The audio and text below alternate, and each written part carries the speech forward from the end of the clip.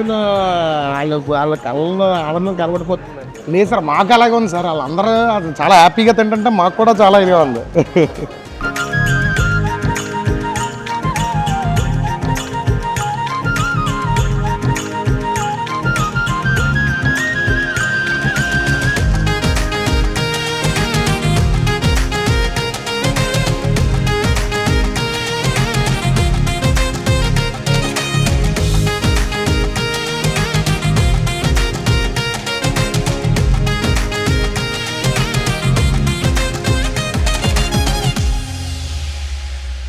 అంత బస్సులు వేసి చేసి ఎంత ఆర్గనైజ్ చేయడం అనేది మీ ఘనత. మేము రావడం గొప్ప కాదు కానీ అబ్బాయి లేదు సార్.